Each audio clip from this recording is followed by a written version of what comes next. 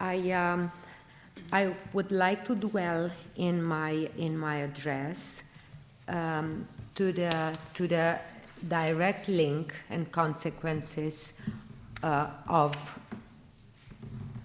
human rights, their violation, and the stability and peace of the international community. Therefore, plead for a strong approach against these violations. As a diplomat, I'm a practitioner.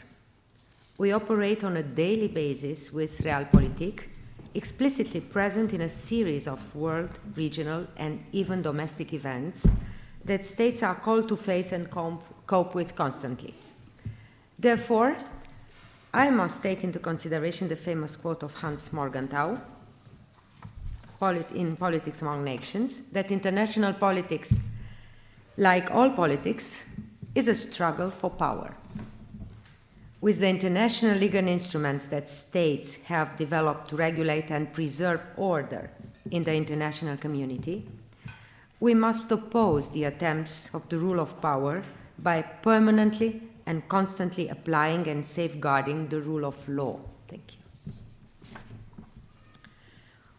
Honorable Judge, Excellencies, ladies and gentlemen, as we are all aware of, the 20th century witnessed some of the most heinous acts against humanity. 2 world wars, the Holocaust, communist totalitarian regimes, as well as huge traumas of the various conflicts of the recent years. All these dramatic happenings involve systematic violations of the fundamental human rights.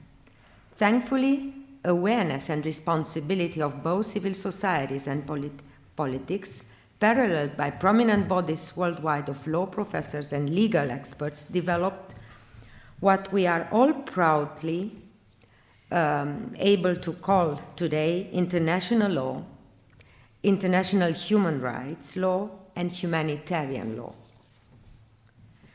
While witnessing the theoretical debates among the law scholars about the relationship between these specific parts of international law, practice undeniably shows that there is a strong connection between violations of human rights and order and peace in the international community. The consequences are death, grief, migration, homeless, and orphan children, to name only some of the dramatic disturbances created by the human rights violations. These kind of grave humanitarian problems are all over the world and wait for a solution. In the last years, the number of people in need of humanitarian assistance grew to unprecedented levels. Domestic and international conflicts, organized crime, poverty, severe violations of human rights are among the causes of these evolutions. As highlighted in the Romanian pleading before this very international court some years ago, and I quote, "International law is the prominent sovereign that all actors and actions of the international community should follow and respect." The inspired words of Nicolae Titulescu, whose distinguished effigy can be seen close to the Peace Palace in the garden, come to my mind. He used to define the state sovereignty comme étant gravé d'une servitude internationale en faveur de la paix et du droit international. Unquote. I think that these inspired words should guide us all in fulfilling the prevalence of international law at national and international level. The sovereign state is called to watch upon rights and obligations and enforce international law under all these aspects and needs. This complex interdependence between human rights, democracy, and rule of law has been confirmed by the realities of the last years. Proactive approach should prevent violations, and it is by far better than when racist, xenophobic, discriminatory behaviors leading to domestic tensions and eventually war have been already installed. Human rights violation of multiple kinds may infiltrate quietly, insidiously, when allowed into our societies. We unfortunately witness nowadays worldwide an escalation of atrocities.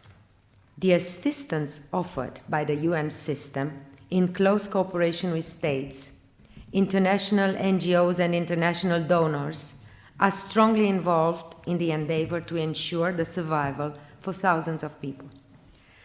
The Romanian response in this respect was the creation in 2008 of the Timișoara Emergency Transit Center for Refugees, the first institution of its kind in the world, established together with the United Nations Commissioner on Human Rights and the International Organization for Migration.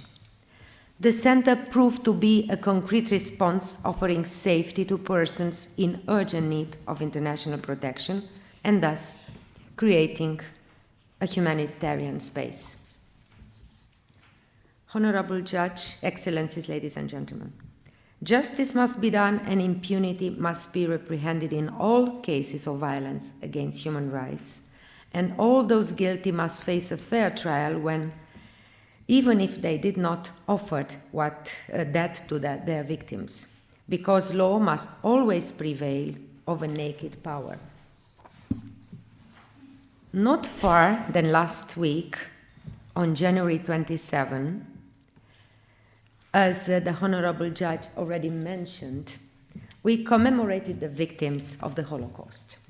We mark 70 years since the liberation of the concentration camp in Auschwitz, a date of such powerful significance on the history of the last century, also symbolic in relation to the international efforts to fight against all forms of discrimination, anti-Semitism, racism, and xenophobia. I cannot but remind once again how important it is to keep in our minds and souls the lessons of these atrocities and unite our efforts against any premise of their recurrence. Romania took important steps to condemn Holocaust and anti-Semitism and will continue to act in accordance with this commitment. As a recognition of my country's efforts in this respect, in 2016, so next year, Romania will take over the presidency of the International Holocaust Remembrance Alliance. This is an important responsibility to be carried out and represents the recognition of our efforts to keep alive the Holocaust remembrance through legal and administrative instruments developed at international, national, and local level. We are grateful for the trust and confident that during our presidency, we will put in place an efficient and prestigious program of the International Holocaust Remembrance Alliance for all of us, for the sake of peace and humanity. Honorable Judge, Excellencies, ladies and gentlemen, the use of international law is the core principle of Romania's foreign policy. My country acts responsibly, aware that international law is and must always be the only instrument for finding solutions to the problems arising on the international arena. This guiding principle is rooted in Romania's contribution to the development of international law and international justice. Please allow me to refer to some of my compatriots that gave prestigious contribution to the development of international law. I want to refer in this respect to Nicolae Titulescu, former Minister of Foreign Affairs and twice President of the League of Nations Assembly, whose visionary contributions are still contemporary. As an example, I just mentioned the concept of the spirituality of borders, which foreshowed the Schengen principles. The Romanian School of International Law has provided a judge to the Permanent Court of International Justice throughout its lifetime, Demetru Negulescu, who wrote with great scientific authority on advisory opinions and the prominent diplomat and law scholar Vespasian Pella, one of the originators of the concept of international criminal law and of the International Criminal Court. That makes me very proud. Inspired by our famous predecessors, we consider that peace and security cannot be achieved without social development and the observance of human rights and democracy.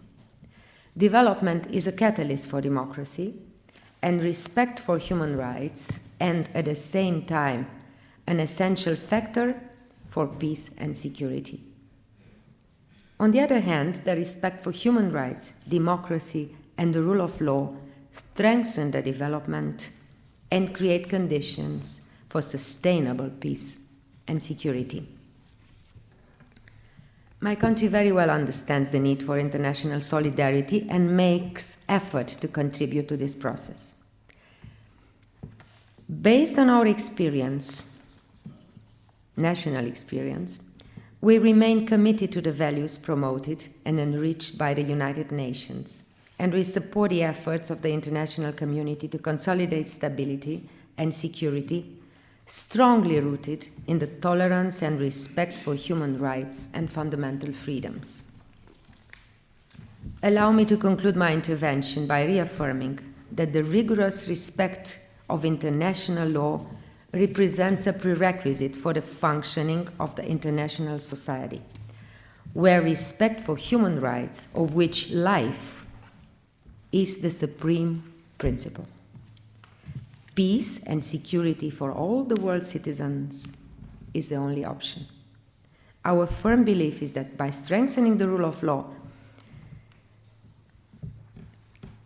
we have to embark into a continuous process both at national and international level.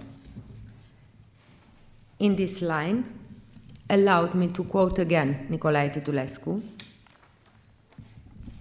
because I think this is the note we should all not end, but work with in every of our diplomatic, political, or justice actions. Ce n'est que le jour où le droit rayonnera comme un soleil levant dans l'âme de tous les hommes, comme une directive qui guide, comme un impératif catégorique qui s'impose, comme une auto-obéissance qui se confond avec la liberté organisée, que l'humanité aura été sauvée parce que dans la paix que crée l'ordre juridique, l'homme pourra accomplir sa destinée. Is a speech that Titulescu gave in Bratislava in 1937. Thank you very much.